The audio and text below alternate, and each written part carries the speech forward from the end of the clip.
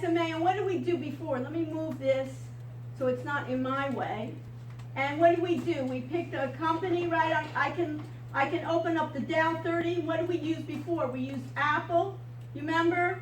And I always have to make it what? It's days. It says 365 days to load. I say okay, and I got a chart. And in object-oriented programming, this is a good question. So I'm doing reviews right here. What is an object here that we see? Everybody understand the question? Blaze, what's the question? In object-oriented programming, what's an example? The chart, right, is an example of an object. And an object takes on what? Properties and methods. Properties and methods. You remember properties is what? The way it looks, right? The characteristics, the attributes, and what's methods? It's kind of, you think about verbs. So if I think about the properties and methods, the properties is doing it. And now you remember what we did before is we did a strategy. And which strategy did we use before? Sample SMA crossover, you remember? And I type in new. And what did I have to change? Enable to what? One is false and one is true. So basically, if I think about the values, basically to the right here, I have a strategy, which is the object, and in the box to the right, all of those are what? The properties and methods to my object. How are we doing, Manal? Okay? I can't open it. You can't open it? So help each other.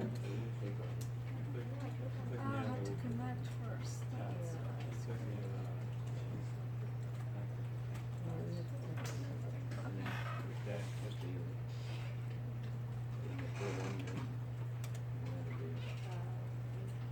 Help each other. Great.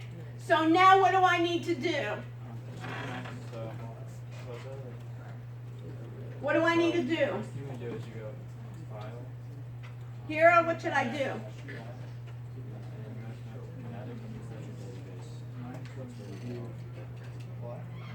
Apply. Perfect. And apply basic, I say okay. And when I apply, see what I have here? I have fast. It says here, fast and slow. Everybody see that? Where'd you go, Jules? Everybody see that where I have fast and slow? No, we want to type in type in apple. Or go to the down, open down. Yeah. And now, okay. Raise your hand and then Alex will help everybody through that. Okay? Help everybody. Okay.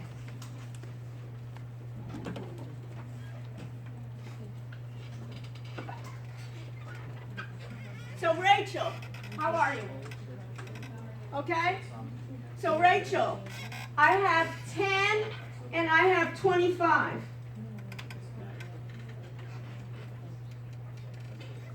Right? I had 10 and 25. What did that mean?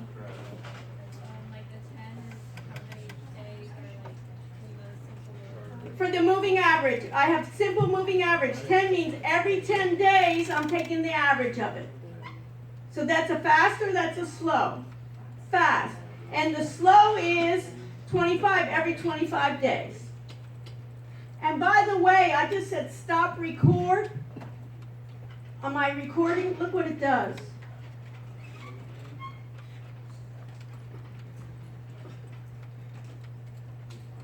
You see that? Isn't that neat? So I don't have to do print screen every time. You see, it basically highlights where we were.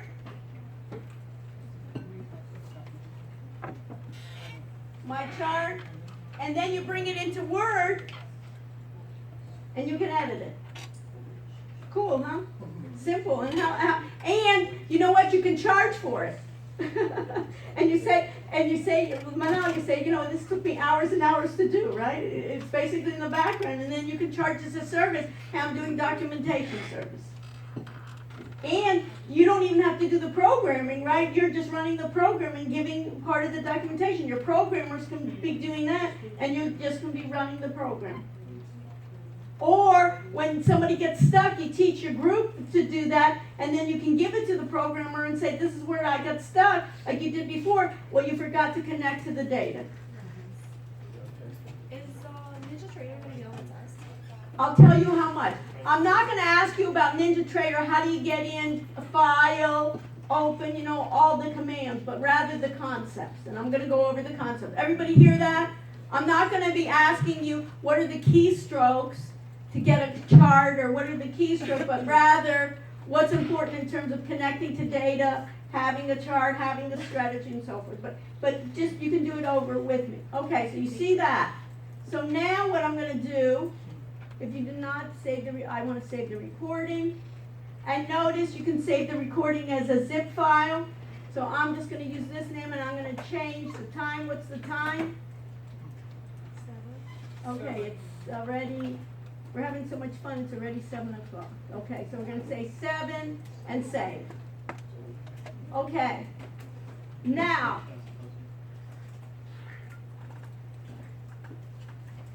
I want to, at this point, I said apply, I said okay, and I have here what? I have Apple stock for the past year implementing what?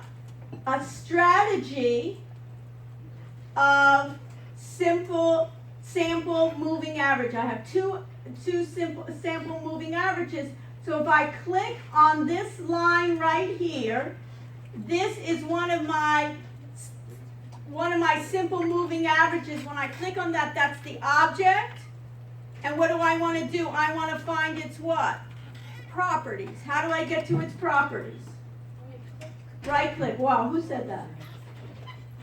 Okay, Kayla, I'm telling you, you're just going to have so many extra credit points, you're going to be able to sell them to other students. Okay, so in this case here, that was a good one, wasn't it?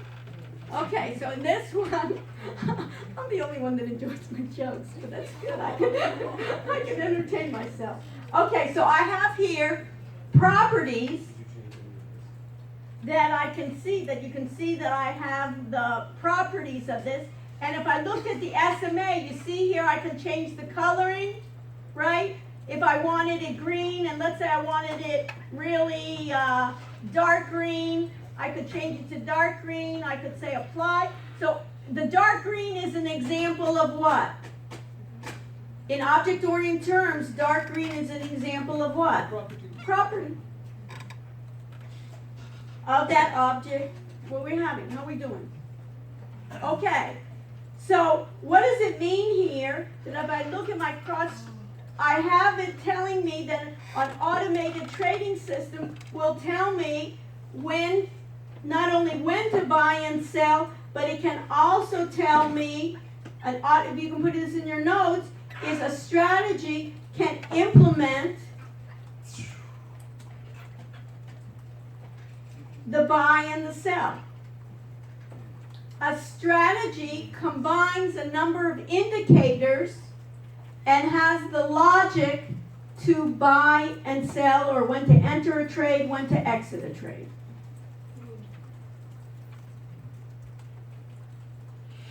And then, if I want to get the performance report, I right-click and I go to historical and real time, and I have my performance report. And how did Apple do?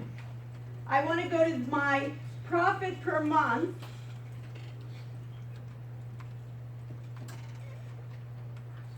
Anybody see profit per month? Yeah. And how did it do? What was the profit per month? Anybody see on the screen? 0.04% per month. Not so great. But what did I ask you on one of the assignments to do? Were you only supposed to do one stock? Rachel, how many? 3. Now this is the question for the night. think about it, it probably wouldn't be doing well 3. Remember we were together, Cinzia, at the end of the class, and we were trying to look for like fashion stocks, and we were trying to find those every night. Let's say I want to look at 100 stocks, or I want to go 50 stocks, or I just want to look fashion stocks every day. I don't want every night to do that. Right? Do one, save it to a spreadsheet, do a second one, save it to another spreadsheet, look at the profit per month, compare the differences every night, and it's going to change each time. Think about this, I want the computer to do what the computer does best, and I as a human do what I do best. I want the computer to aid me. You understand that, Maddie? I want the computer to aid me, and I wanted the repetitive work the computer to do. We want to basically either in our free time enjoy ourselves, or if we're going to work, we're going to do it more profitable. So I'm going to show you a couple of things that this can do that you can think about. So,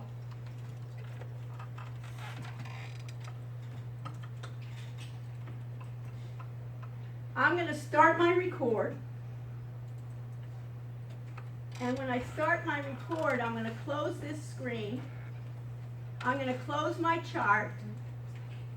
I'm going to go to File, New, and instead I'm going to Strategy Analyzer. File, New, Strategy Analyzer.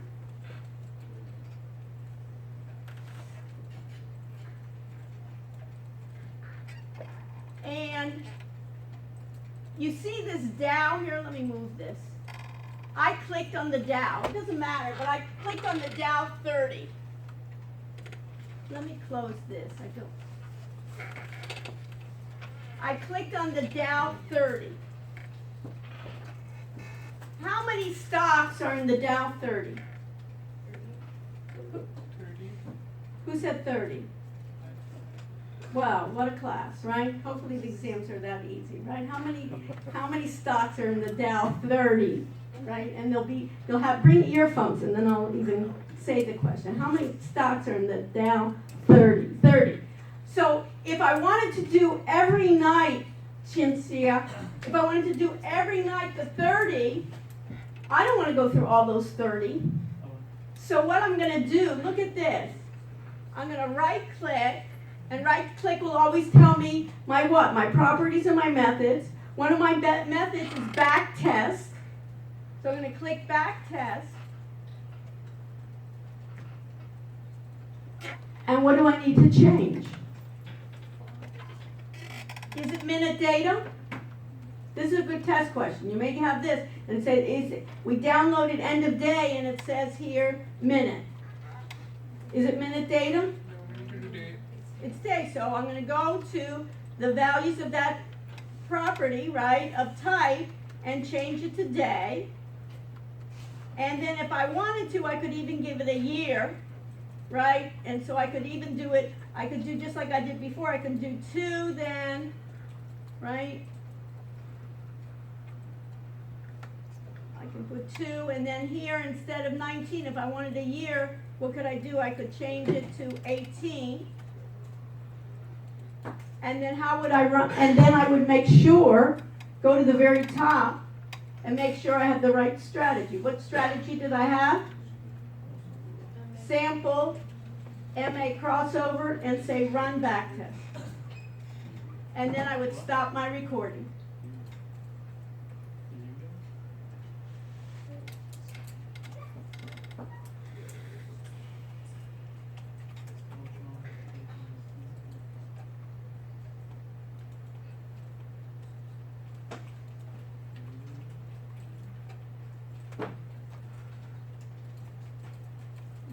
Sure.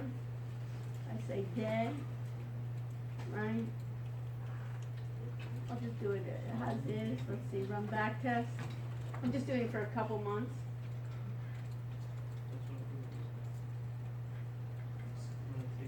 So what do you think this is doing? And then what I can do is anytime I go on my profit here, you see grid, and you see here properties. I can add to it then I'm going to look for my profit per month. You see here, I'm going to add my profit per month. And now, I'll say okay.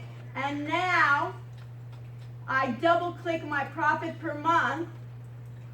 And what's the most profitable stock I have? You can look up here. What's the most profitable stock I have?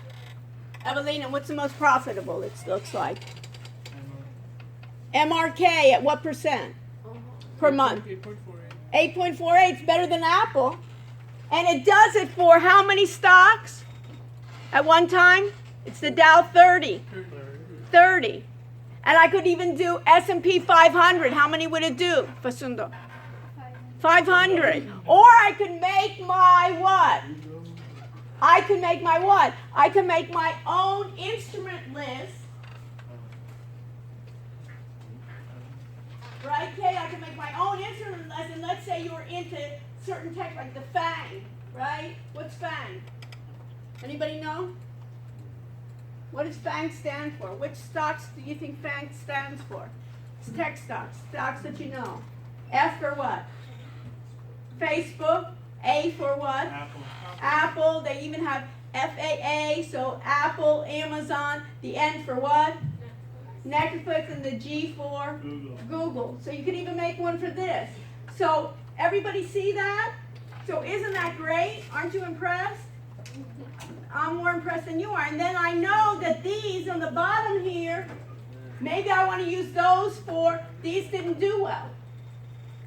So instead, Cynthia, instead of doing it each time, you put in your instrument list, call it fashion, have the computer then run it every day, and then trade, and you'll even just program it, have somebody program it for you and say, just trade the top two. And then rotate it each time. I don't want to spend, me and you don't, we'll go out and have a good time rather than spending every night trying to run it again manually. You see that, Rachel? So this way I can do it. Now, the SMA has what? It has a fast, Rachel, you told me it has a fast and it has a slow. Is that the best combination of 10 and, what did we use? 10 and, what was it? 25. 10 and 20, is that the best one for Apple? What do you think, Rachel? We don't know. Could it be maybe 9 and 23, 8 and 20 and 30, 7 and maybe 40? Do you want to try all those combinations of hundreds of combinations? So what do we want to do? We want the computer to try those out, because what can the computer do well is, remember we talked about the CPU, is it really can do it fast. So what are we going to do? Any ideas? So I have my object. Let's do the Dow 30 again. Rachel, come with, do it with me, okay? So I go around, and how do I get to properties and the methods? What do? I click on Dow 30. And what do I need to do, you think? Right click, and I want to optimize it. So where do you think I should go? Optimize. And then if I optimize, what do we have here? We have parameters, fast and slow. The fast right now is 10 and 10. But let's do it from 5 to 10. So what do you think I would need to change, Rachel? I would need to change from the minimum 10, let's call it 5. And every time, let's go up to 10, and the increment will be 1. So it'll try out 5, 6, 7, 8, 9, 10. The slow, let's start at 25 and go to, I'm just making it. We can make it different numbers later on, 50. You see that, James?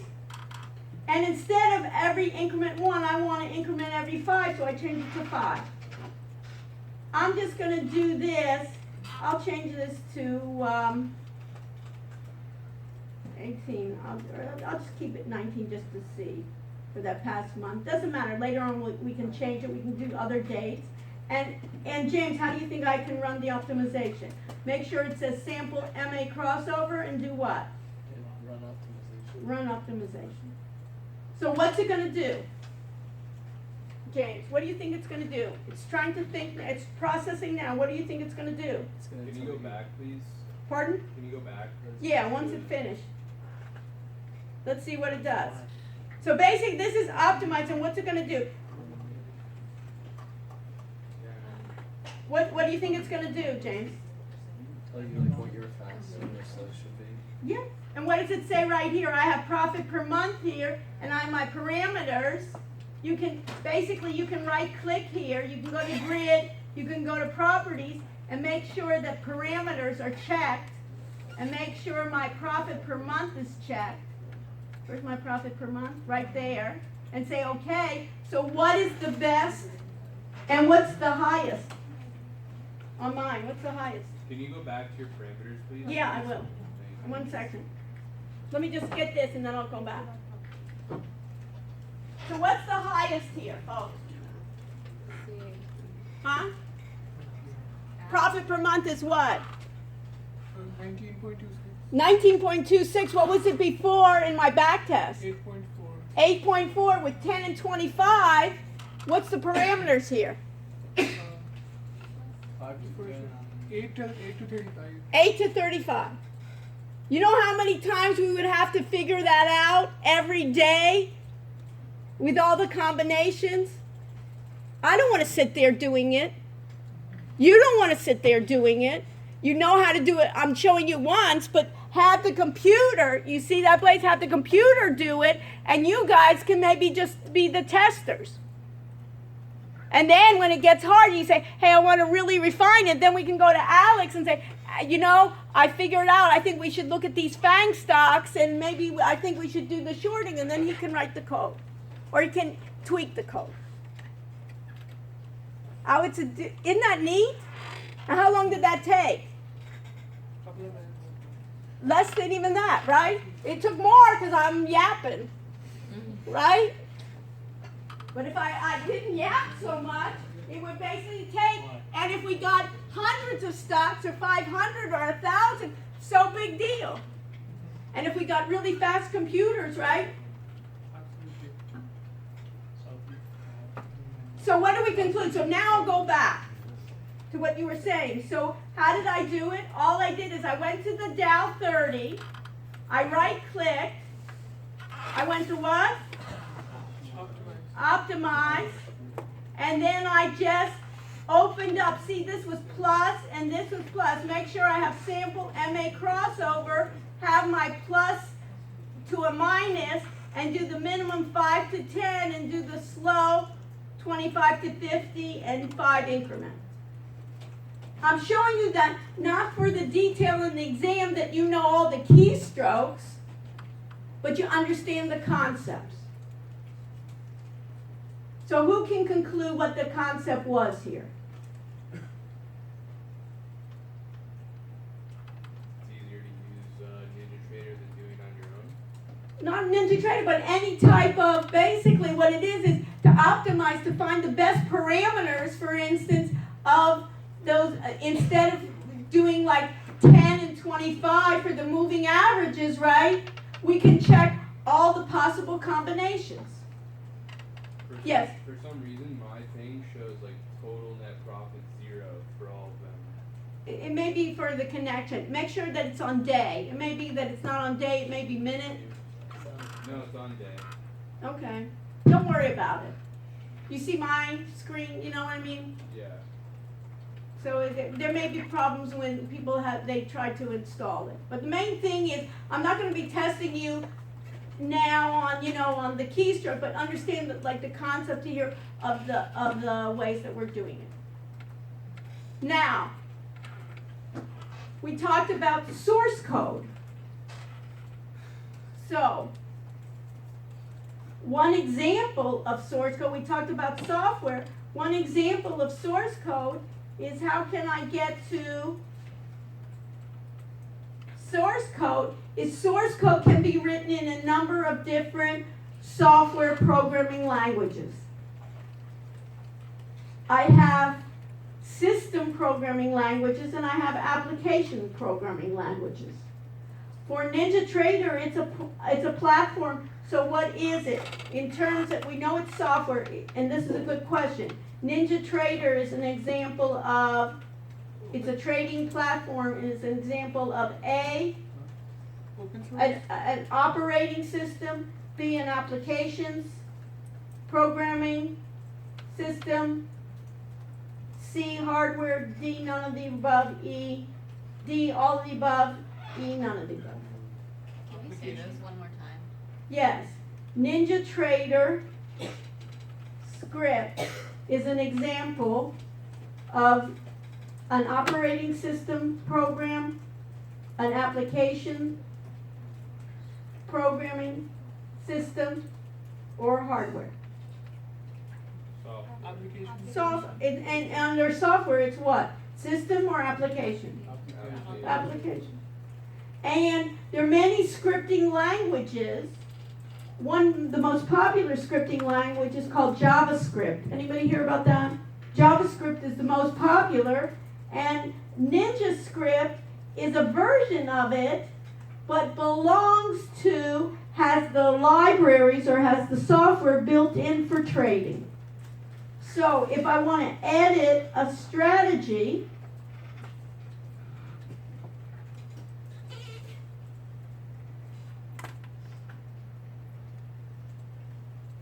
I'm going to go in and see the code. This is an example of an exam question could be given code like this to you. I'm not going to ask you to write the code from scratch.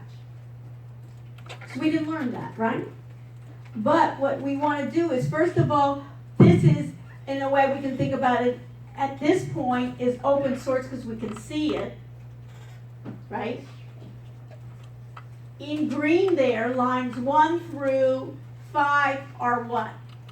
That could be a possible question. What are lines 1 through 5? Manan? Comment. Comments. And how do you know they're comments? Go choose slash. 2 slashes. Any comment is 2 slashes in this programming language and other programming languages. And it's used for what? What's its purpose? That's another one, Rachel. So humans can read it. It's for comments to give to other humans to explain it. And why is that important? It's like documentation. Because we have Alex, you think Alex is going to be our only programmer?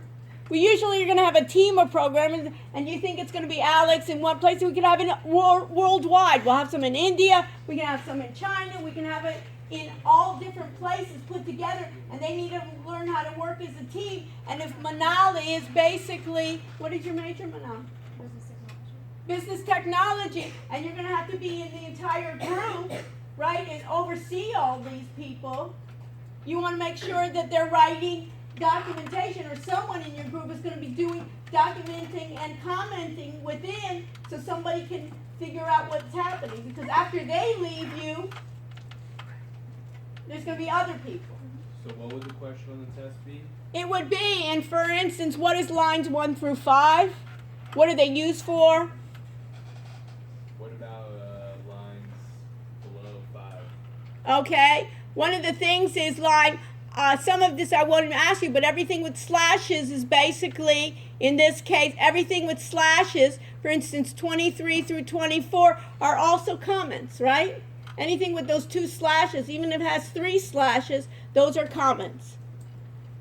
If I look at line 26, a question could be what? Is this a strategy or an indicator? How do you know? It says it, right? So this is going to be a strategy. They don't have variables, don't worry about this. But let's say I gave you this part.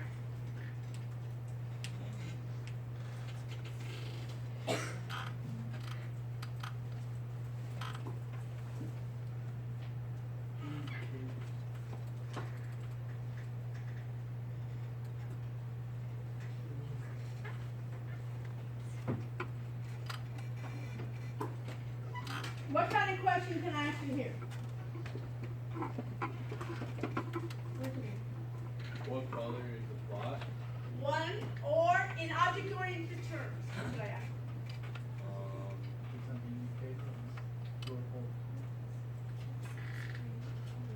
What's the object and what's the property?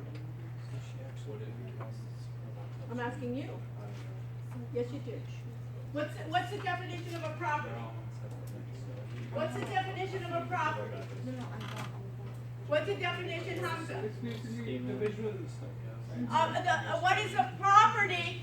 Let's do it again. An object is basically, a property is the way it looks. A property is the way an object looks. So you know properties all along. Have you ever used Word? Who's used Word before, right? Who's used Excel before? Everybody. When you change the font in Word, anybody ever change the font in Word? Anybody ever make it underlined, bold? You're changing what? The properties. Ooh, I love it when we say ooh. We don't say it very often, but when we say ooh, we know it. A document is what? An object, a method, or a property. It's an object. My document, and then what do? That's the object, then what does it have? It has properties and it has methods. So anytime, let's say we would open up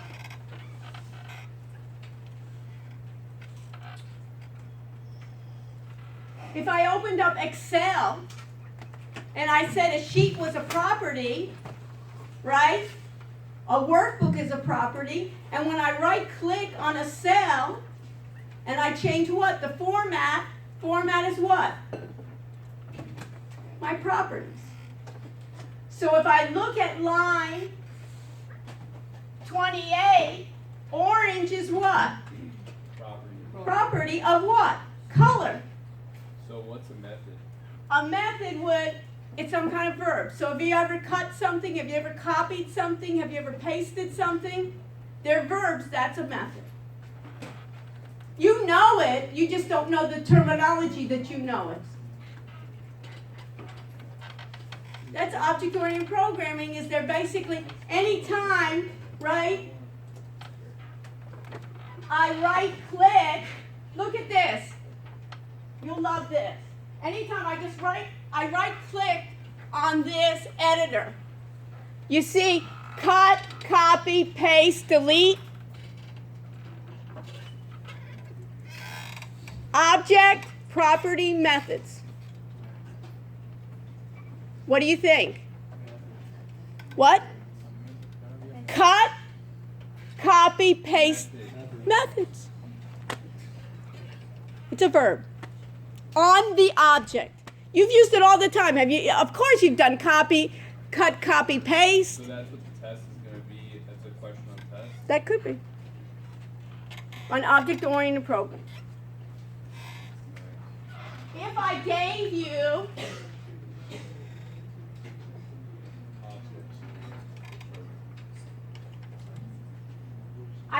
just this part.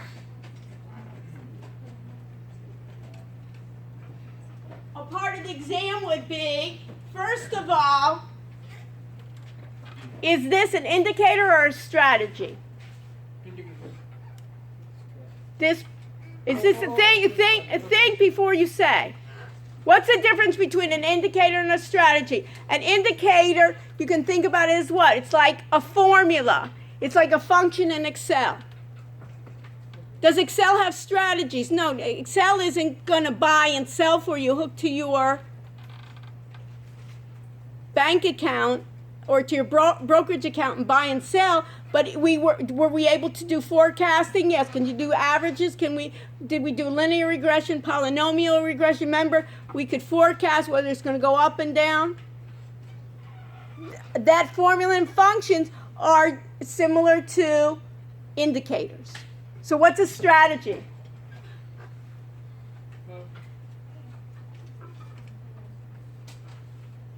Hamza. It basically uses a number of indicators to create logic. It's basically telling when to buy and sell. It's going to be telling me what? So read those sections. So a part of the class could be, part of the exam could be lines, what is that? 50 to 55 is the logic, and it tells me what? Who can tell me what that logic means? Lines 51 through 55. So logic is a strategy? Logic is, anytime I see the logic, it's like if I have if then, that's the logic. And what is it telling me? If what? Who can tell me what happens? Rachel, what do you see? If the simple moving average of fast crossable and the simple moving average is slow, then it's Right. If the crossover, if the fast MSA, simple moving average crosses above the slow, then what am I going to do? Enter on. Enter long. And that means what? Basically, I want to enter a long trade. I'm betting it's going up or down? Up. Up. Else, what does the else mean? If it's not, if it's the other way, then if it crosses below, then what do I want to do? Short. Enter short. Meaning I'm betting it's going up or it's going down? Down. So that's a strategy. Yep. So if I go to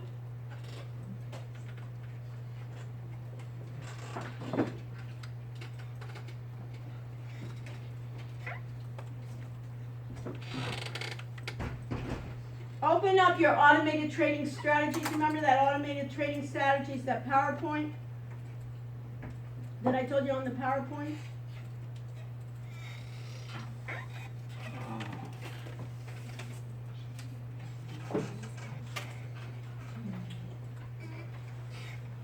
These are examples of questions. What's an algorithm? You have this in your PowerPoints, right? Yes.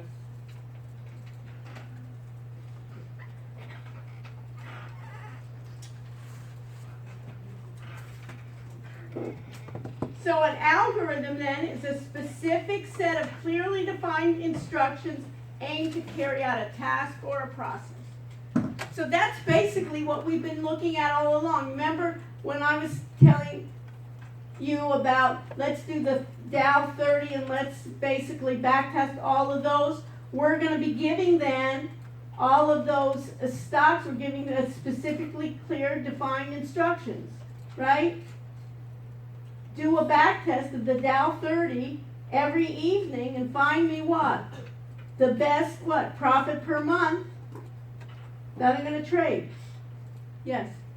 Is your test gonna be like exact wording like that, or are you gonna like make it pretty easy, like so if you know the definition, you just take that one?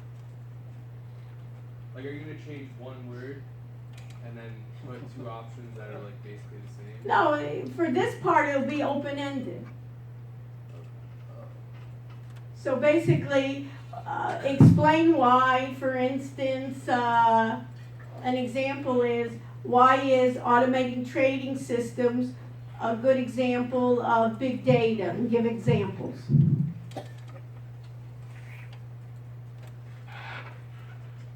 The part on these slides on automated trading systems will be part of the open-ended questions. Automated trading then, it could be a way of what is automated trading systems, the process of using computer program to follow a defined set of instructions for placing a trade in order to generate profits. And show an example. Give an example like the SMA crossover. And give examples of what we've learned in class. Yes? You have a question? Yeah. Do you know how many questions the test is yet? The multiple choice maybe is like 70 questions or something like that, and the open-ended, that takes quick. I mean, what is that? You know, I mean, we have a whole night. And then, that's not much. I guarantee you, it will be not because you're out of time doing the exam. That will not be the issue. Okay, and the issue will not be, oh, I had no idea she was going to ask me that. Those will not be the issue. The issue might be I didn't study, right? Open-ended is it? It'll be about 2 or 3 open-ended. Advantages of the ATS. Let's go over this and then I'll take a break and then we'll answer more questions, I'll go through the part. Advantages of ATS, that would be a nice question too. You know, on automated trading systems, what are the advantages of automated trading system? Give examples. What's so great about an automated trading system? I don't get overly excited. I'm not going to change, you know, in the middle. I have a strategy, right? And I'm not going to say, oh God, did you see the market went down a little bit? Oh, let's get out of that, right? I'm going to be disciplined. Ability to back test. We all know about what? What is back testing? Basically taking all my historical data that we did and seeing how well that strategy would have done, simulated without doing the risking money. We just did the back test, right? Kate, we just did a back test, right? Yep. So we can do a back test on one, we can do another. Preserve the discipline, improve order entry speed, diversity, trade multiple accounts and various strategies at the same time. So I could do a number of strategies. I could do SMA, or I could do, for instance, a number of different stocks at the same time. I could do Forex, I could do others. Disadvantage, what's the disadvantage, Manal? The disadvantage is how quickly does the computer trade? I blink and it can trade. So if I have problems,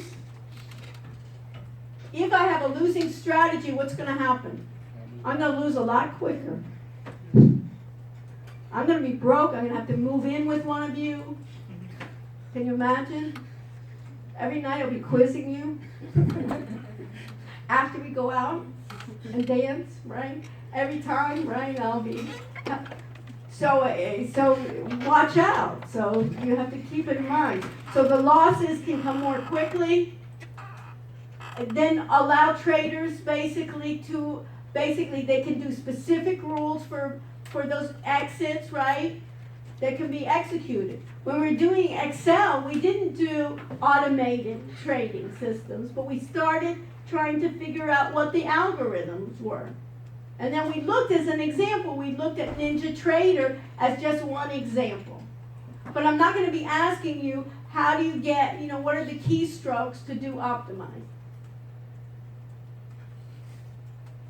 You know, there's no need for that. But what it is basically, what are those issues that we have? So these are ways in which now they're using it. They can either crowdsource, I can mirror other social trading. So basically, if I'm a good trader, I can what? Broadcast my trades and have everybody subscribe to my trades and they can follow me as I trade. When I'm making money, they're making money. If I'm good. And then I can combine AI, artificial intelligence, and machine learning. Once I have that good SMA for 8 to 12, then I want the computer to find better patterns in it to improve. So that's what we talk about with the AI systems. Okay, and don't worry about this. So that's an example. An example would be like the FinTech. Did you read this FinTech article that we did a while back and answered those questions? Yeah. Questions like that could be an example of what are open-ended questions on the test, of knowing those. Let's do this. Let's take a 5-minute break. Stretch, and then we'll do a review on what else is going to be on the exam. But I just wanted to show you on that, basically I wanted to show you the step recorder. Later on, you can use that even for your projects. Just doing step recorders that you can do that. Good questions. And continue asking me questions. Don't feel bad about it. Okay? So let me just continue. I wasn't here the last summer in the lab, so NinjaTrader. So you're going to need to do it. So, And so who's in your group? they run. Okay, and where then? They're Okay, did you do the homework? Did they do the homework? the NinjaTrader. Yeah. Okay, so you're gonna need to sit with them. And then we have the recordings as well, and they can even set that up, and then you can do that. All the homework needs to be done by, next week. The only homework we had was the questions on FinTech. No, we had all the NinjaTrader things too, we were in the homework. Wait, those are forwards. Well, there were homework that you had to do on, he's talking about the You Ninja did it Turtle. in class. Oh, I'm Yeah. supposed to articles. Right, yeah, that's for those, right, those two articles, right, but you still need to do have you done the Excel? So, you have to do all that. That's just inputting the. Well, yeah, but you have to do it. Same boss. What? I'm on the same level, boss. Right, okay, so we'll do it, we'll go over it, so stay with me, and we'll go over I what thought we that have. would be simpler. Okay, right, okay. So you can help me out with the Ninja Trader after Right. class. Yeah. Okay, so let's take a break and we'll start in a couple minutes.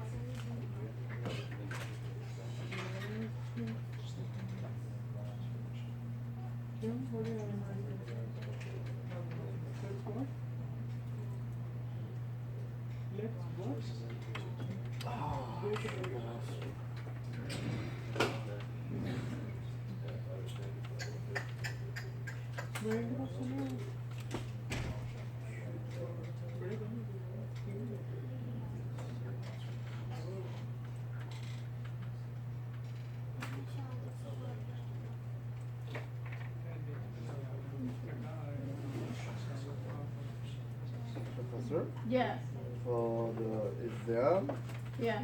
we need to take like we can use for 2 hours 30 minutes, No, won't take that long. but you have a multiple choice, or you have 70 questions. Right, so That's- how long does it take, it takes less than a minute to do a question. You know, it's not gonna take, you know what I mean? Oh, They like, take- like the quiz we Like did. the quizzes, how long, it didn't take you, an hour to do a quiz, right? Yeah, So how much time would you have? you'll have enough. You know what I mean? You don't have enough time, you'll have a couple hours. You know what I mean? It won't, some people may finish, you know, hour, 15 minutes, you know, hour and a half. Shouldn't be more. You know, it shouldn't be more than an hour and a half. And I'm stretching, you know what I mean? I'm stretching. For PowerPoints, we only need to go And also chapter 1, 2, 3, you know, chapter 4. We'll go over it now. Manan.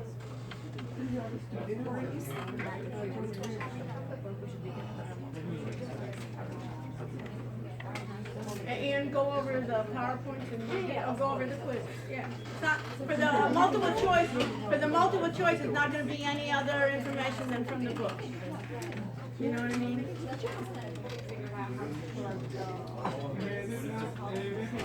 I'm here. Maddie, did you figure out how to do the quizzes? Yes. Can you show me? Yeah. Thank you. Help each other. You know, because I don't have that view. I'm not a student.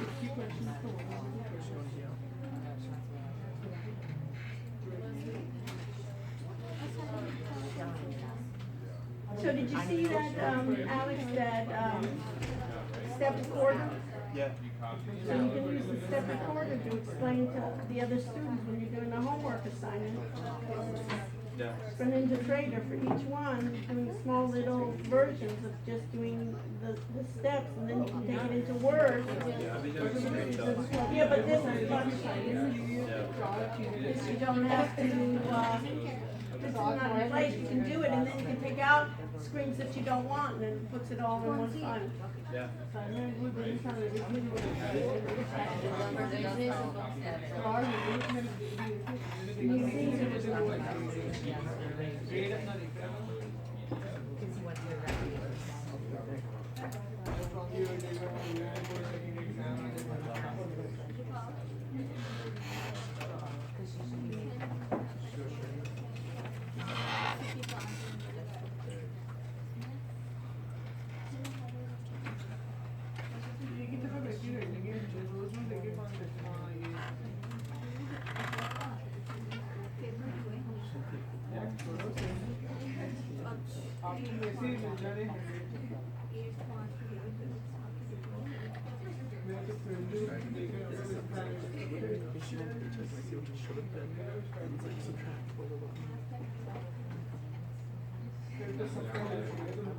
Oh, they don't take text out, they use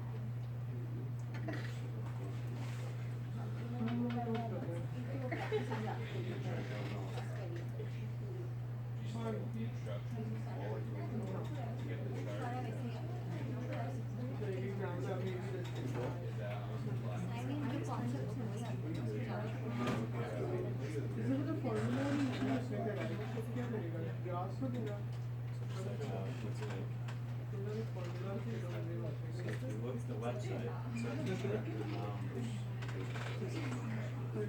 We can add it to the top.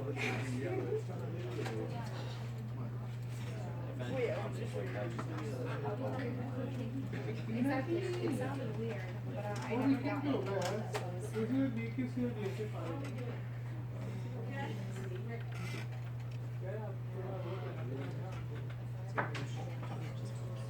यार वो बहुत आसान है कुछ भी नहीं है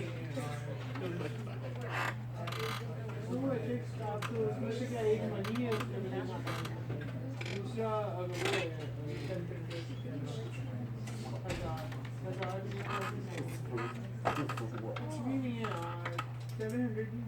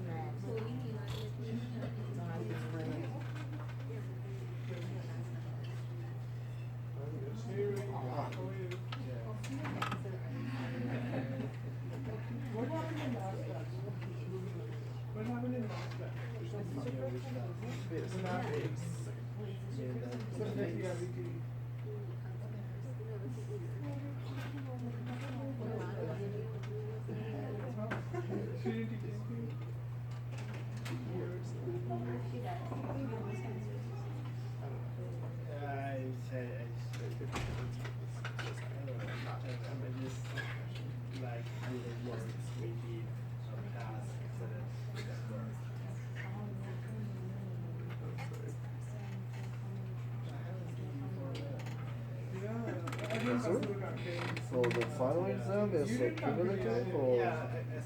We'll spend more time on the final exam, we'll spend more time on the newer chapters.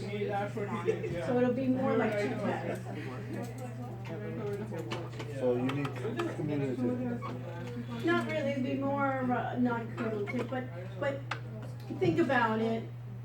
You'll need to know, it's like cumulative in the way that you need to know about data before we start talking about business intelligence. You understand? But there won't be, but usually I won't be asking you about those chapters, so you can focus more on the new chapters. Okay. You got it?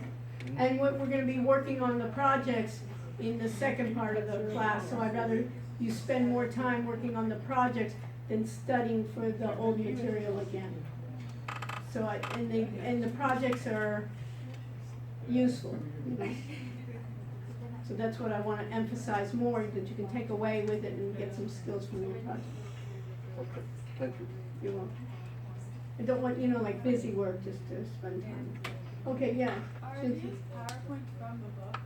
These are, yeah. These are, so if we. The only, these PowerPoints are from the book. The only PowerPoints that are not from the book are the ones on the automated trading system. Okay, so if we know these PowerPoints, will we good for the multi? I would do the PowerPoints, I would do the quizzes, and then I'd look at the glossary and they have like, terms in the back of the chapters.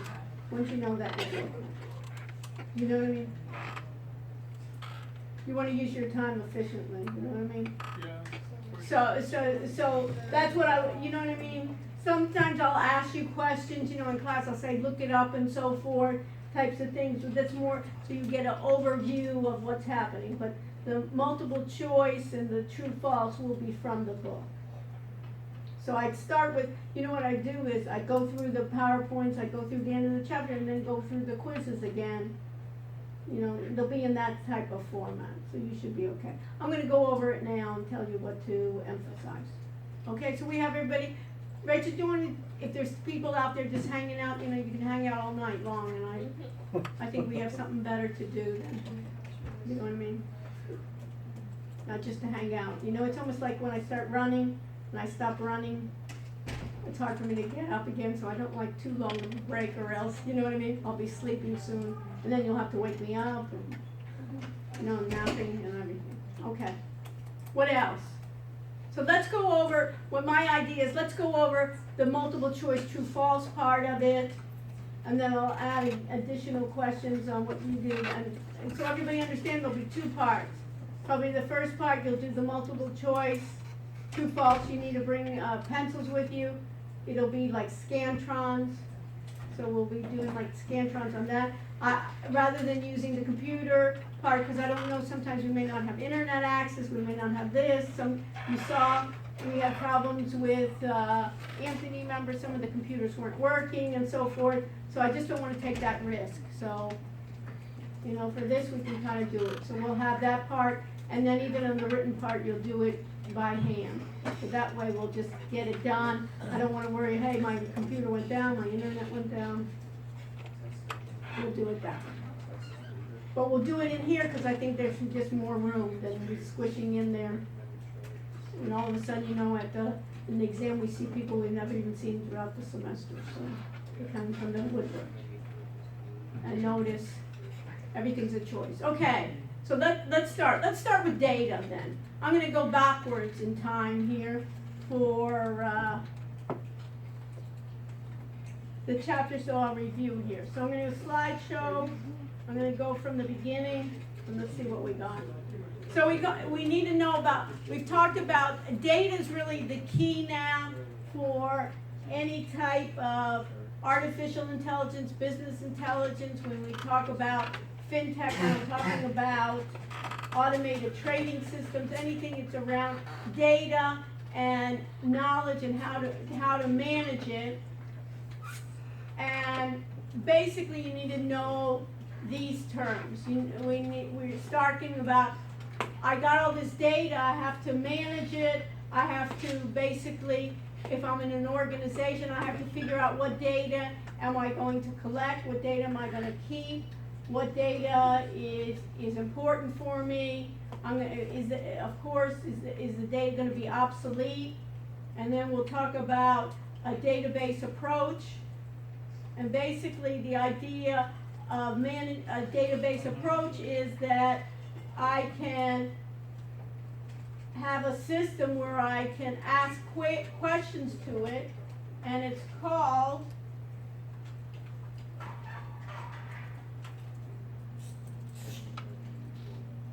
a query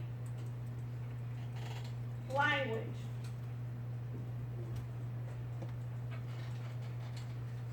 The most common query language is called SQL.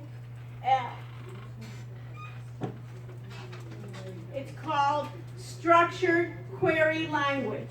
It's an old language. It's basically a way in which I can retrieve Data. SQL. So basically I can ask basically query. What's query? Ask questions to the database. Find me all those female students that are athletes, that are business majors, have a GPA over 3.5 and are Hispanic.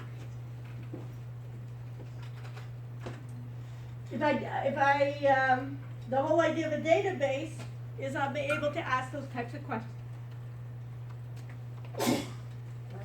Thank you. I need to be blessed. Okay, so I need all the help I can get. Okay, so I have here big data. You need to know what are the characteristics of big data. We'll go over that. What is the difference between a big data, database approach? What is a data warehouse? What is a data mart? And how to manage data.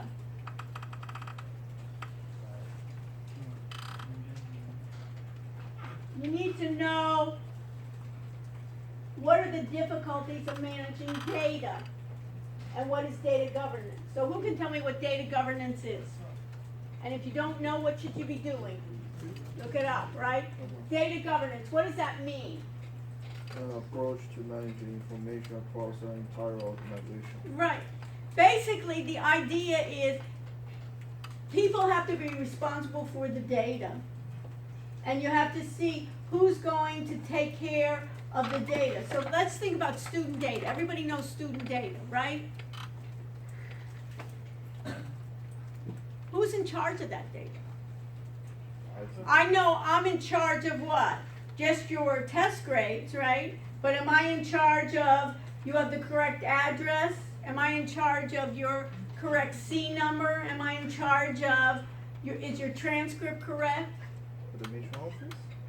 It'll be different parts. So you have to, the organization has to basically assign who's gonna govern the data, who's gonna have rights to the data, who's gonna be able to edit the data. Think about payroll data. I would love I think I am I should be paid so much more because I'm just so wonderful, right? I should have access to give a couple more zeros onto my, yearly salary. They don't give me that opportunity. They don't say, Dr. Rushton, just pick a salary, So what is it? Data governance. Someone else is in charge of, and there should be others, and there should be a way in which that people can't just delete, can't just edit. And think about it, we looked at it in the class, right? The audit area. You have a lot more rights in the audit area than you have in the regular area. So I'm data governance, you're in charge of the governance. There's issues there because guess what? Every group, you could go and delete their work. Right? So that's why when you upload something, you have to make sure that you have a backup in the cloud somewhere else. Because some idiot could go ahead and think, they could just delete everything. Or add that something, right? So the difficulty of managing data is basically how do you know if you have any So these are the difficulties that you need to know, that you're gonna basically have multiple sources of data. Think about it on automated trading systems. A good question would be, for instance, the difficulty of managing data and giving the example of basically automated trading systems. What's the difficulty? I get it from multiple sources of data, right? And the idea of data rot. What does data rot mean? It means that it could be old data, it could be data that's degrading, right? Is it secure? How many times have people been broken into, right? Social Security being stolen, right? But now that I have a number of things what's integrity? What's data integrity? The validity, What does it mean? like how good it is. What does that mean? If I see that you have a 3.9 average in your GPA, does it have integrity? Can I rely on that is true? No. So those are one of the things here. Government regulations. A lot of times, for instance, if I'm in banking, requires me to do something different. Remember we talked about PCI, a payment card industry, right, has to follow banking regulations. Know your customer. So I can get it in multiple sources. We talked about the approach to manage across the entire organization. You don't even think about it. How valuable would it be that, everybody's grade gets changed here? I have to make sure that I have that master data. And then what you need to know is that can I do that data to be stored in multiple organizations and I don't have a database approach, is that I get redundancy and I'm not able to query the data. So we have to think about a data hierarchy. And the problem, we want to minimize, in data management, we want to minimize a number of things. We want to minimize data redundancy. What does that mean? If you have an address, do you want it multiple times throughout the university, right? What's the problem? If you then change your address, it has to be changed multiple times and you don't even know where it's at. Does it have to be changed in the health center? Does it have to be changed in the housing? Does it have to be changed in the department? Does it have to be changed in the school? Does it have to be changed in the registrar? You want to reduce that redundancy, have it in one place and just have it there. Data isolation means what? It means that the data, no one else can gather the data. So if I know that my sports students, my students on certain teams, if it's isolated, I can't answer those questions. And is it consistent? Can I basic data? Can it be secure? Can I have independence? That's the part. You need to know this. the data hierarchy, and you need to know the differences. Everybody know the differences? You need to know. So what's the smallest amount of data is called a bit. A bit is what? It's just a 0 and 1. Basically, that's all the computer understands. Remember the source code? Everybody remember reading the source code? Really, the computer directly cannot understand that. All of that has to be, it's compiled, and there's other programs that translate it into zeros and ones. You don't have to worry about it, right? Because a lot of people are programming in a higher level language. A byte is what? 8 bits or 8 bits or what? What can you understand? So if I see Gia's name right next to you, how many bytes does she have in her name? Gia, how many bytes do you have in your name? Your first name? 3. 3, right. And a field, think about a spreadsheet. Think about our performance report. Think about downloading from Yahoo, right? Finance. We downloaded it. And each field, what do we have? We had the date, right? We had the open, we had the close. Remember that, Kate? All of those are fields. So think about a field is the column headings. In a spreadsheet, when we downloaded our data, so this could be another question, in a data for our homework, right? Because that's going to be based on our homeworks a lot of time. In our homework, what were example of fields when we downloaded it, right, Rachel? So what would it be? Dates, my open, my close, my performance reports, what we just saw here, right, was the symbol, profit per month. All of those are going to be my fields. My data file or table is like a worksheet. So when I downloaded it, that was my data file. And my database could be a number of those different sheets combined together.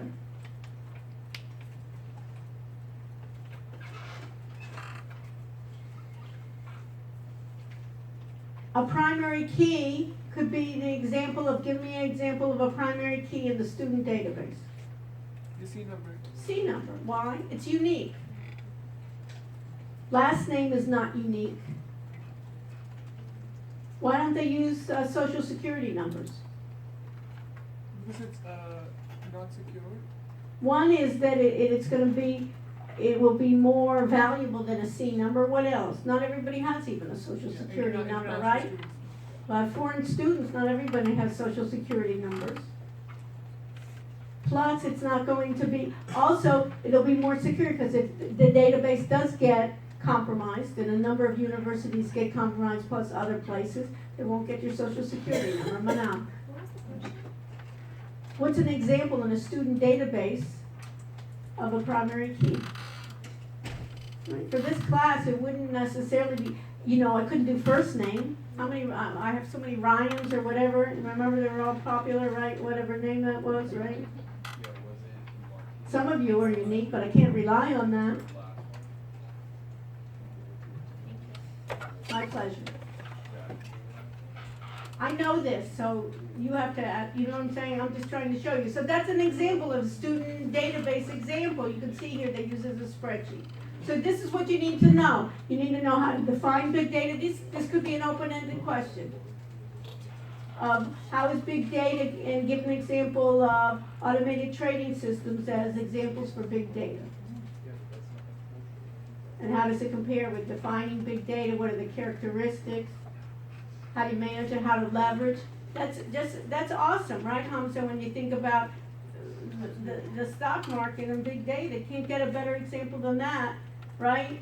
So there's descriptions of the big data. Is it diverse? Yeah, it is. Does it have high volume, high velocity, right? Requires processing, right? To make decisions, to make insight. Don't I want to do that? Look at that, optimization. Absolutely. And that's just a perfect example, and show examples of how you would do that. What is optimization, right? We show an example of optimization with automated trading system. We looked at that. Right, Chencha? So you could say, instead of with the optimization, you could do that, or the back testing. So you could see here, structured, unstructured, and semi-structured. Structures as I know all the fields ahead of time. unstructured and semi-structured. It could be, a lot of times, now we're getting unstructured. I don't know, I can't anticipate ahead of time what's the structure. A lot of times, my stock market data is quite structured, right? I know open, close, symbol, I can really plan for it. Sometimes when I'm dealing with things that I don't know are advanced, or video is difficult, is special to be captured. Mainly for like subjective questions like in political polls and stuff. Pardon? Political polls, electioneering and Yeah, stuff. sometimes, depends. I can make that structured as well. But sometimes somebody can ask me questions that I didn't have on the database, right? Traditional, enterprise, images, we know that. Okay,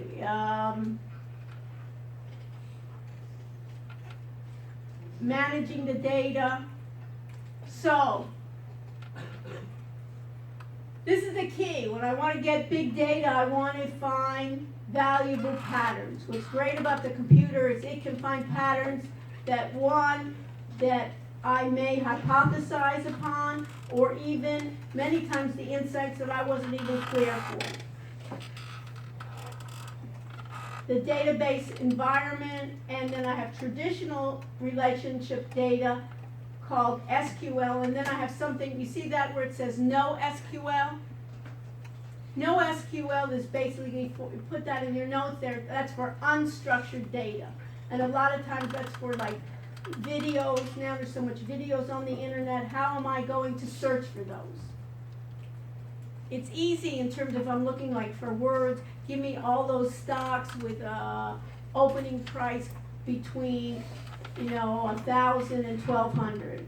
But if I'm searching for videos, it's a lot more difficult if it hasn't been captioned as well. So, Yes. how do NoSQL databases work? Like, for example, with regards to videos, do they Well, do they it was structure it? Yeah. Well, they're working on it, and they're using a lot of different techniques other than structure. A lot of times structured databases.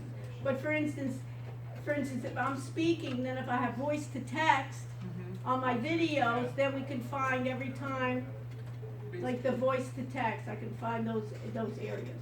Open source solutions. What's here that's important? This is important. Data warehouse and data mart. So a good question would be, what's the difference between a data warehouse and TPS, transaction processing system? A transaction processing system, let's say you go to Publix. Anybody been to Publix, Whole Foods, right? I go to the cashier, right, Manal, I scan my groceries, right? Each time they scan something, that can be a transaction.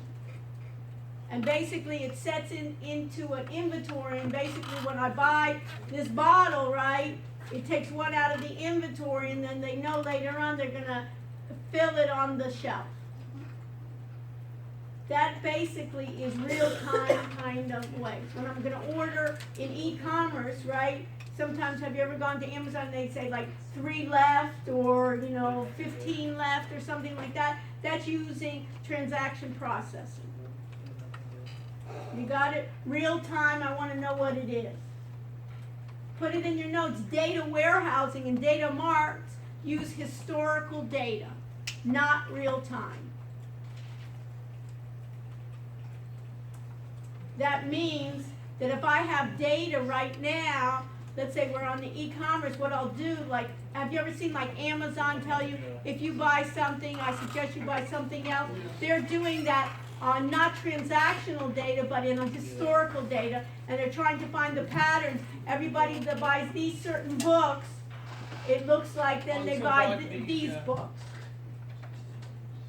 A data warehouse is not a physical, necessarily like a physical warehouse like you store hardware, but rather it's a place, they're on servers, on data that's holding that information. It's basically databases, but historical, that I can ask questions to and I can query so I can get more insights to an organization. For instance, how many people are from New Jersey here? Okay, so it could be the university would say, what are the characteristics of successful students coming from New Jersey? Or after we did it, and so maybe they're not going to ask you in real time, but it may be, maybe where should we then recruit? Are those students from China? What was it about which areas of those students that were successful here? They've done it for recruiting, you know. What types of courses did people do that were really successful in these jobs? I can do it in a data warehouse. And what a data mart is taking, it's a small project within a data warehouse. So a data mart project may be renting cars. In the United States, if you're 18, can you rent a car? You can't rent a car. Why? Because they think you're more of a risk, right? So it may be, let's do a data mart, let's do a hypothesis and say, is that really the case? Those young people under 21, between 18 and 21, do they really cause more accidents? Let's look at our database and see what that could be a hypothesis. And basically, some companies ended up doing that, and they kind of were unique. They found that it may have been a myth there, or it may have been exaggerated, or maybe, we have it. So this is what a data mart is taking that data and making it small. So you need to know what a data warehouse is. Notice here it says historical data. Now it makes sense, right? And data mart is basically, the thing about it is basically an individual department. So the marketing department may then do a study, a data mart on a new product. This right here, it looks confusing, right? But the whole idea, anything that you see cylinders there are really in graphics is a database. That cylinder there are all databases. And what you'll see along the lines is that when you want to create a data warehouse framework, you take the data, and you see on the blue right on the top right here in the blue, that says, what does it say? It says ETL, extraction, transfer, and load. It means what they have to do is, it's just not so simple. Once I have data from different places, I have to clean the data. And a lot of times on data warehouse projects, the most time is in making sure that the data is clean, the data is correct, the data is complete. So I may have students, but I don't have the correct birthday, or it may be I have some missing records, or I don't have the full address. So that has to be transformed, and once it's transformed, then you can have it into different data marts, and then eventually, what's the whole idea? What's the purpose of this? Is that people will get in the corporation or in the enterprise, get knowledge of making better decisions. If I'm in the university education business, I will then get students that will be more successful here than other places. I will get students that are more satisfied here, so I need to get the right student, the right characteristics. You've been to the university here, this university may not be for everyone. There's certain types of people, they say, I don't want to be in the sun, I don't want to have a lot of activities, I want to have something else. Or I want to do something else. There may be certain characteristics. If I do those data marts, I can even do that. How do I retain my students more? But you can think about it in any idea in banking, right? What are my customers? How am I going to, basically a lot of times they want to say is how do I retain my customers? How do I sell more to my customers? How do I reduce my costs? How do I get closer to my customer? How do I figure out what their needs are? Everybody with me? So this is, anybody ever do pivot tables in Excel? Pivot tables in Excel is this. Online analytical processing, they just make a fancy word for it. Just like, object and properties and methods, right? You know it by right-clicking, this is it. These are descriptions of it. Non-volatile means that it doesn't change. It doesn't change because it's historical. Real-time data, does it change? Of course it does. Right? And then these are ideas in a data warehouse. I have to do the same ideas of any data. I have to figure out, do I have good quality? Who's going to take care of it? Who's going to be responsible? Just dumping it there, making sure it's right, you know, is not the way. And then you have cubes, right, that you're going to do data to be able to drill down and say, find me all my products that do well in the West Coast, and then drill down and find out who were my best salesmen. And once I find out who are my best salespeople, then maybe I can get those best salespeople to educate others. Or maybe then these people, the ones that aren't selling well, figure out maybe the product's not so well, or maybe my personnel is not so well. You know, it's just like classes, right? Find me my best students, right? And maybe they can do a better job in helping other students. So knowledge management is how do I figure out how to do the knowledge to get the best practices in an organization. And see here, query language, like SQL, that's what that means. Okay, don't worry about this part, okay? That appendix I'm not gonna ask you about. Okay, so that's 5.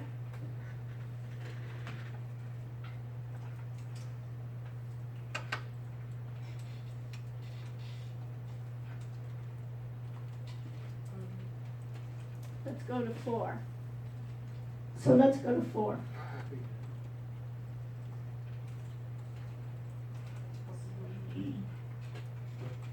So information security, we talked about that.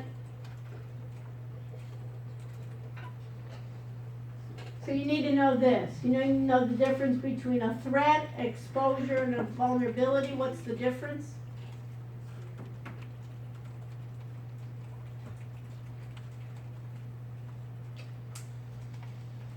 We talked about an unintentional threat, human errors, social engineering. You know, people schmooze to you, just try to figure out some information.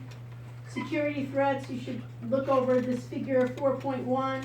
Basically, security, our threats can come from the outside the internet, or it can come a lot of times from internally in the organization, because internally in the organization, a lot of times, they know the vulnerabilities, right? And I have to figure out, based on those human errors, intentional or unintentional, right? Whether it's careless, past, basically, my end user's always doing what? Clicking on links they shouldn't click on, right? Opening emails they shouldn't be opening, right? Social engineering, we talked about deliberate threats, right? Espionage. Universities are notorious for people trying to get into the network. Because as soon as how many people on the laptops? As soon as you're on the laptops here with Wi-Fi, where are you going through? You're going through the university network. As soon as you're on the university network, somebody tries to get onto the university network and put bots onto your laptops so they can do hacks to other places around the world. They use your computer to do the hacking. And you're not even aware of it because it's in the background. So you can be doing your own work. Have you ever seen, sometimes it's a little bit slow, sometimes your work is you may have basically somebody attaching onto your machine and you're not even aware of it. So here you can think about software attacks. You need to know this. You need to know the difference between a virus, a worm, a phishing attack, or a spear phishing attack.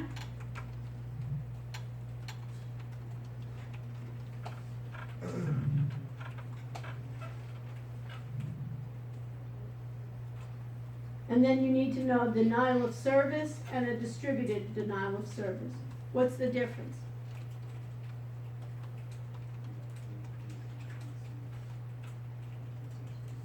What is it? Just don't sit there.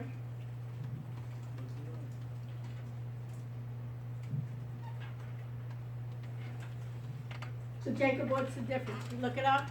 I am. Good.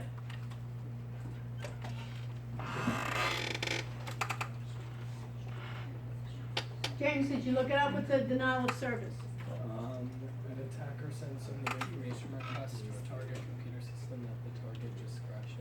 Yeah, basically what they're trying to do is they get a software program that, you remember how we talked about the software can do quickly what I can do manually?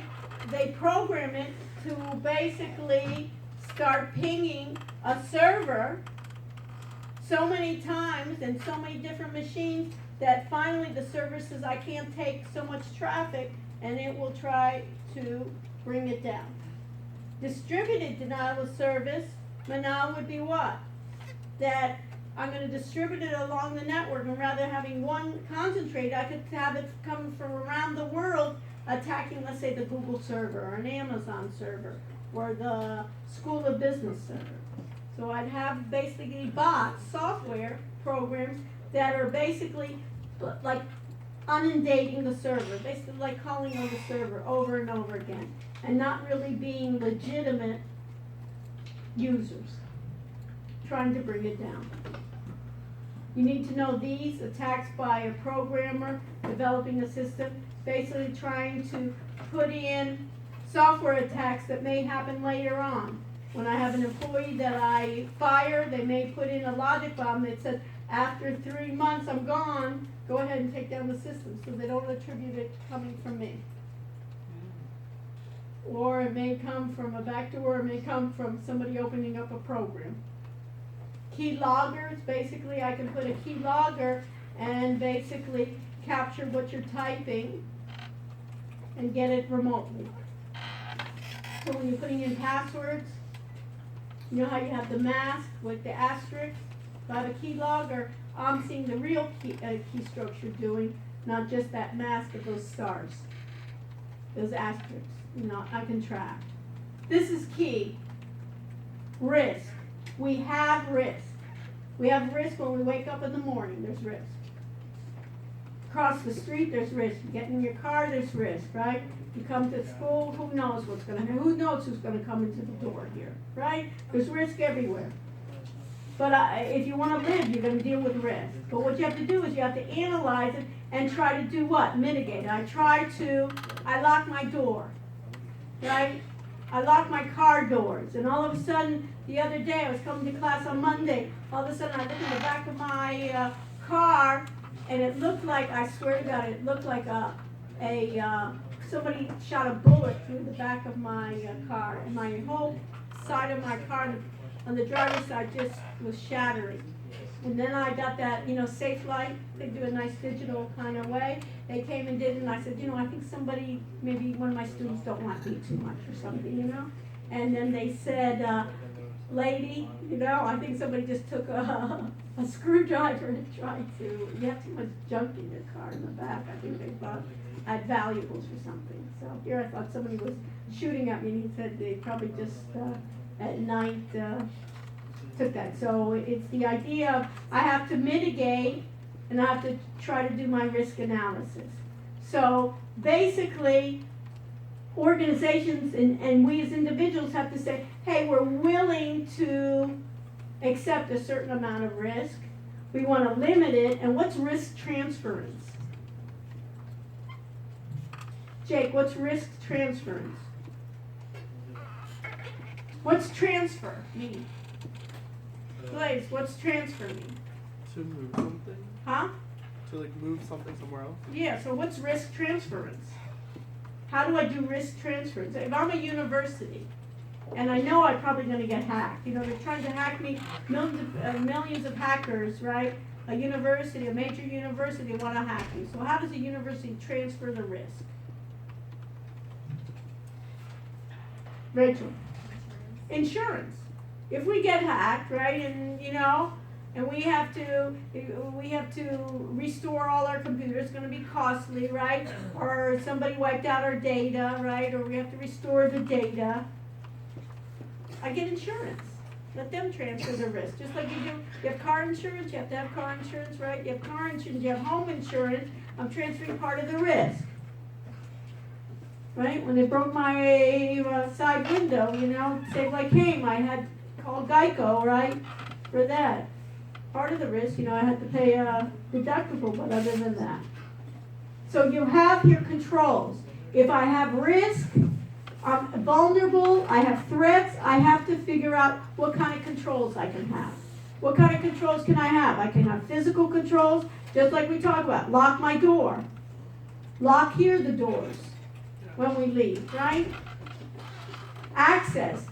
For Blackboard, we have access to get into the network, right? Supposedly we have access. Communication. And then you have to know what BCP is. Business continuity. That if in case I have some kind of threat, I have even a physical threat, right? I have even a weather kind of thing. Hurricane's going to happen here. Like an emergency situation. I need to continue. Let's say you have a company here in Miami, right? You got a hurricane, it blows down your building. What are you going to do? You have a plan? You have somewhere else to go? You're going to be out of business for 4 weeks? You're out of business for 4 weeks, you may be out of business altogether. Your customers will go somewhere else. You got a plan? Business continuity plan.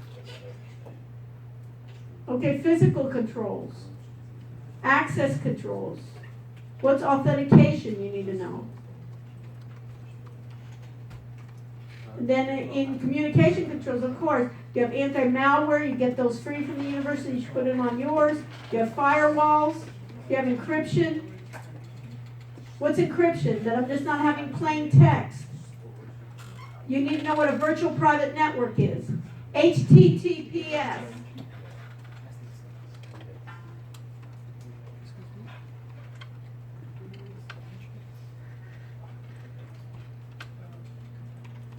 Professor, Yes. was there a sign-in sheet? I don't know. Did somebody start one? James, did you start one? Started one. You started one? Okay. Yeah. What are you putting on there? Your My name. name and signature. And that's it? Well, and what was the homework? Blockchain. Blockchain completed, yes. Yeah. A lot of you put yes, and you know, when I check, it does not have integrity. Because a lot of you, I see a lot of times, right, when I look at the data, right, I see all these yeses, and then when I go to the audit area, you may think I'm stupid, but I look there and it does not match. So in terms of, it doesn't give you a lot of integrity when you just put yes. Okay, so yes, if you'd like to start one, you're welcome to. Okay, but that's it. We all take care of each other. Okay, so good. So you're passing it around? Yeah. Okay.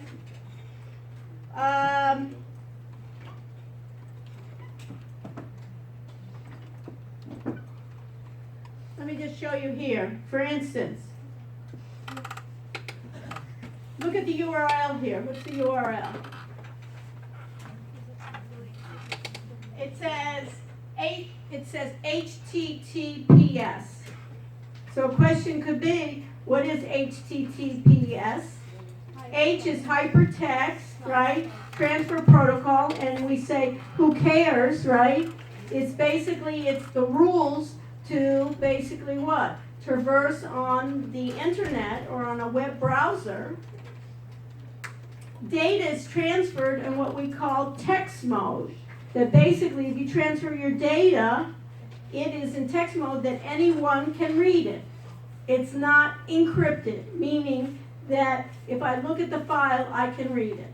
So if I look at a credit card number, I can read it. And I can copy it, and then I can put it on the dark web and sell it, or your medical information. The S means what? You see the S at the end? Secure or socket, SSL for secure socket layer. If you put in your credit card information, at least you want to make sure that you see an S there. And what does that really mean? That the data then transferred is going to be encrypted, where just looking at it with human eyes, you will not be able to read it.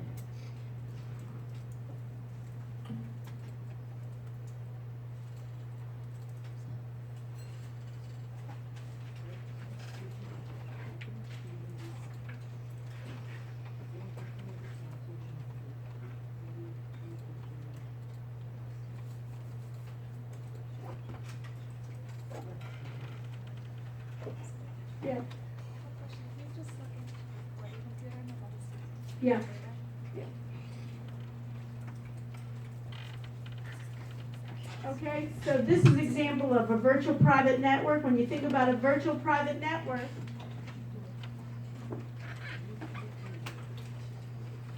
it basically is that you're not on the internet, but rather you have basically that tunnel, so it's more secure. Like within an organization? Yes, and at UM we have a virtual private network, so if you wanted to communicate, a lot of times you don't have to be on the regular internet, but rather they call them VPNs, so they're a bit more secure, and it's basically tunneling. You need to know this part of business continuity planning, that after, let's say we basically, Hamza, we have a company here in Miami, and there's a hurricane. We said we got to move somewhere else. We can't be in process. We can have a hot site, meaning in another place in the world, we can set up and be completely running again. All our servers are there. A cold site, they don't use it as much, but a cold site would be not everything is ready to go immediately. And then you can have people auditing your systems to see, do you have the proper controls? You got the idea? Yeah.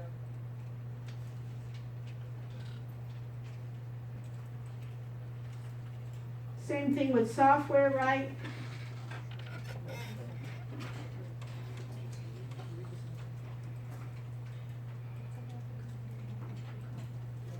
This diagram right here. You need to know the difference then between application software, system software, hardware. You need to know open source software.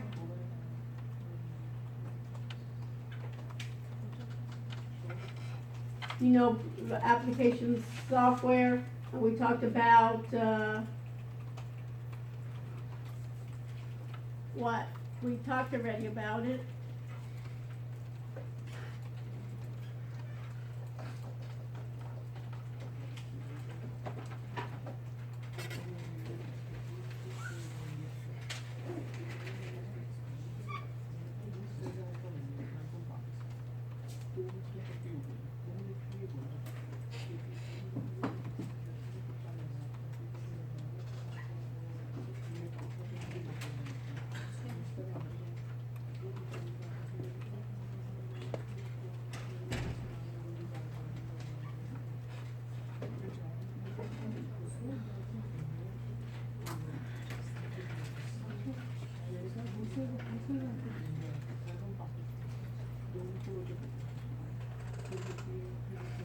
You need to know this, the difference between data versus information versus knowledge.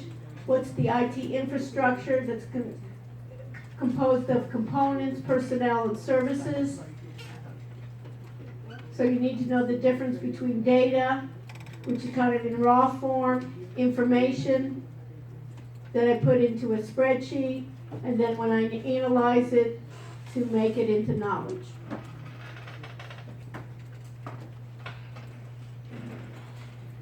IT components consist of hardware, software, we talked about databases, my network, the procedures, how do I go about saving information, how do I go about logging in, how to keep my data secure, those are all the procedures.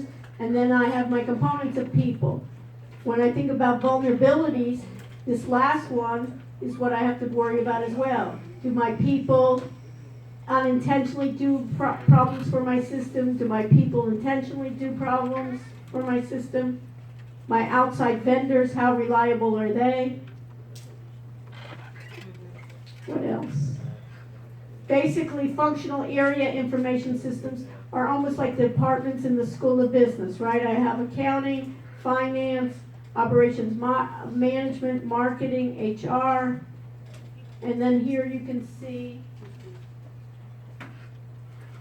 you see down here the TPS. What's TPS? Transaction Processing Systems. Remember, that's before my warehouse, and then I have my different ones. And then what I want to do is I want to give a dashboard to allow, just like in a car, to see what's the state and be able to customize my dashboard for my people. So here's the difference between ERP, which is my entire enterprise, and my transaction processing system. are we gonna study about business intelligence systems? Pardon? Are we gonna study about business intelligence? Yeah, after the break. Mhm. Yeah, this business intelligence, we're gonna talk about business intelligence, we're gonna talk about expert systems, we're gonna talk about all of this, yes. Good question. What else? I think this is it. Chapter 1, I think, is last, right? Chapter 1 is last. And then there's the hardware, right, that you need to know. I need to know my CPU, my ALU, my arithmetic logic unit, right? I need to know my input, my output, right? All those areas of my hardware.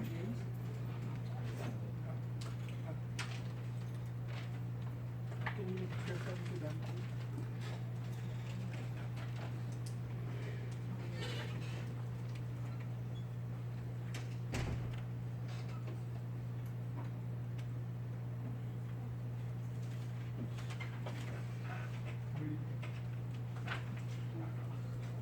Okay. What else? Anything else that I need to go over? You got it all? Okay, and then chapter, TG1, which is the hardware one. Know all the concept there, know the difference between ROM and RAM, right? What's ROM and RAM? A lot of ROM is what? Read-only memory. Huh? Read-only memory. Read-only memory, and what's RAM? Random access. Random access memory. A lot of people, it's a good thing that they're not in exam today. So basically, you have those faces like, my goodness. So what's the difference and who cares? What comes from the manufacturer? The read-only memory, right? There's some things that are basically written or part of the operating system is in my ROM. And it's what, volatile or non-volatile? Non-volatile. Non-volatile. And the RAM basically is areas when I'm working on a program, most of that data is then my application is put into RAM. So it's going to work faster than my external storages. Right? It's temporary. Hmm? Temporary. Temporary. That when I shut off my machine, a lot of times it goes away. That's why a lot of programs, they want to save your work. Have you ever been there when you're working and you lost your work? Right. If the electricity goes down and so forth. So open-ended questions. So you know what the chapters are. And there'll be the multiple choice, and open-ended questions will be on the readings that were assigned, the questions of those readings, and also on the work that we did on Excel, and also NinjaTrader, the differences, my strategies, my indicators, ways in which this could be used as examples for big data, explaining what we did, the optimizing, right? If you've done the homeworks, and you've been in class and been active, you should do okay. If you haven't done the homeworks, and you haven't been active in class,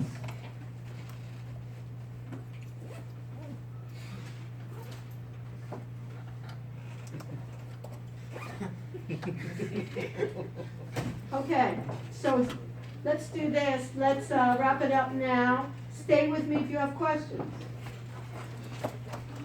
Otherwise, where do we meet next week? Here. And bring all your materials. I suggest you be up to date with all your homeworks. I'll be giving the final grade for the homeworks. Next time, since we did agile development, you will get your final grade for your homework. Thank you. My pleasure, as usual. So stay with me.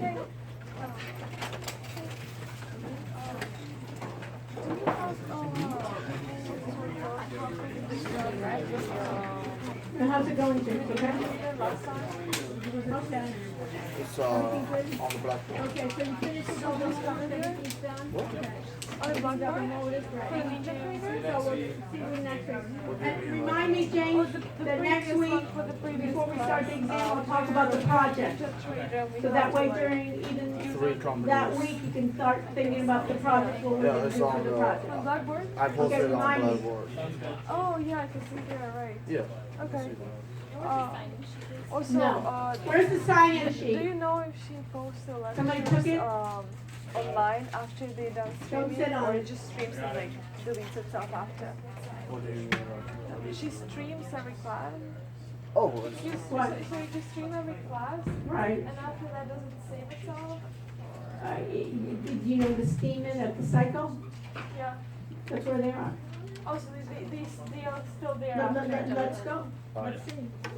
Because I've never been there. Like I was like right on the plane when there was the class. And, Okay, so let's see. Let's see. No, No, but, no, it's good to see.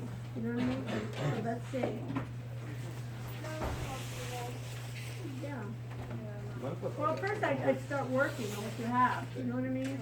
Rather than, you know what I mean, you don't wanna sit, 20 hours and listen to all of it. Let's go, so where do we go? We go steam it?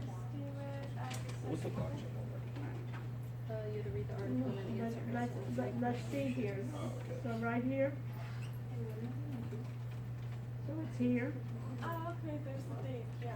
and then you can see right here, There's a leaf. right, so you go in here, right? Let's see if it works. So in my bucket.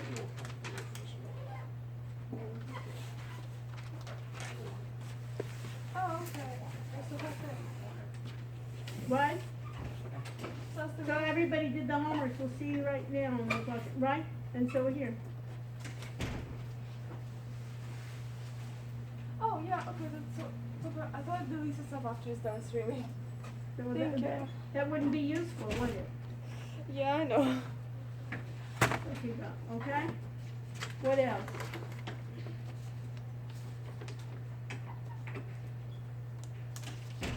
Okay, so let me just stop the broadcast. Did you stop here? Alex? So we're gonna stop the broadcast here. So do you have a question? Yeah. What's your question? I mean, how can I find the report? Okay, let me just show you. You have your computer, you have your laptop? And